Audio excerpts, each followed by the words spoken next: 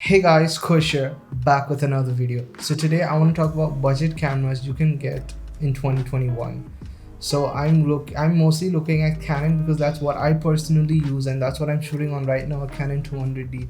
I love it and it's still going strong. And for reference, you can look at this picture quality yourself and judge about the Canon 200D if you want. So first, we're gonna talk about different budget segments. The first budget I'm gonna talk about is 30,000 rupees. In that, you can get the Canon 1500D. The 1500D has a 24 megapixel sensor. You can shoot photos with autofocus as well.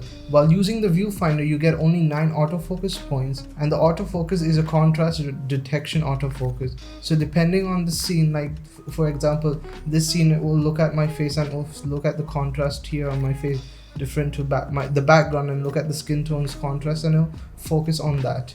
It's different from dual pixel autofocus and is really much more slower, but since this is a really low end camera, that's all you're gonna get in this.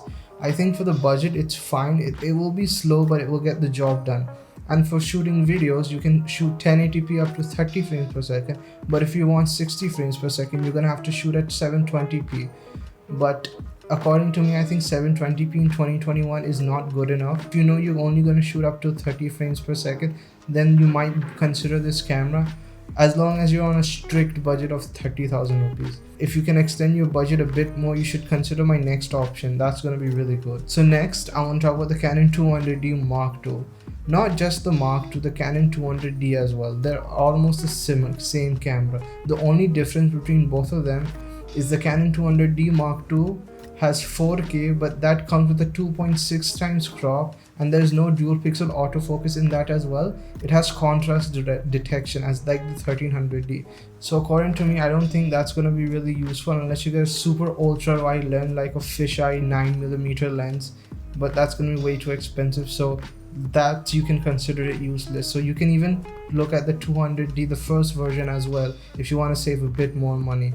The image quality is exactly the same of both of them, so there's not going to be any difference there. So speaking of the specs, it has a 24 megapixels APS-C sensor with dual pixel autofocus in photo and video up till 1080p.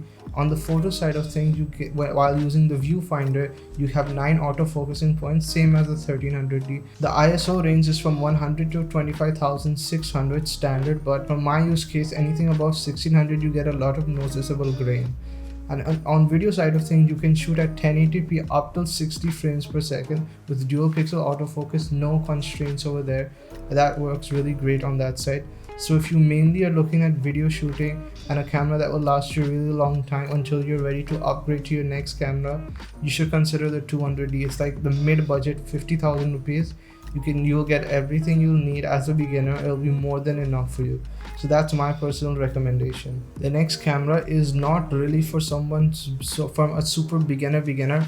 The next one is for someone who has a little more experience with cameras, has used a bunch of cameras but doesn't own one personally as yet. The next one is the Canon EOS RP. This has a full frame 26 megapixel camera with EVF. It comes with the dual pixel autofocus as well, and on the video side of things, it has 4K, but it has a 1.6 times crop, which makes it basically an APS-C sensor in 4K.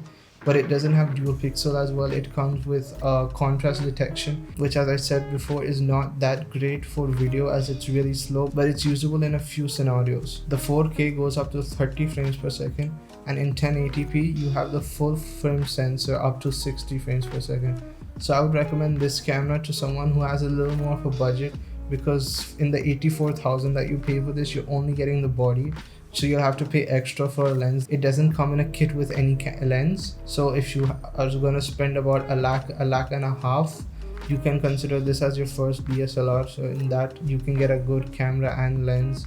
So for my final thoughts, I would highly recommend the 200D if you can afford it. That'll be the best camera for you if you're a beginner. The RP is a little extra. You might not need that much as you're beginning your journey, but no matter what camera you use, a Canon, a Nikon, a Sony, you need to just practice with whatever you have, and once you feel like you're getting good enough, you can see if you can get a few paid shoots, improve upon that, and then have a goal of like your ultimate camera. That's sort of what I'm doing at the moment. I'm still using this until I feel my skills are good enough so I can get an even better camera that will help me improve even more. So that's it. Thank you so much for watching. Let me know how you're liking this regular content. I've been posting for a couple of weeks now. I'm gonna try and start posting twice a week, maybe Wednesday or Saturdays, I'm thinking. Let me know what you guys think, what sort of content you also want to see, if you have any interesting. I'm also going to be live streaming every few days from now. Every other 2-3 days I'm going to be live streaming with friends. I have a few crazy friends. I'm going to be live streaming with them random things, nothing film related, more like random gaming and all.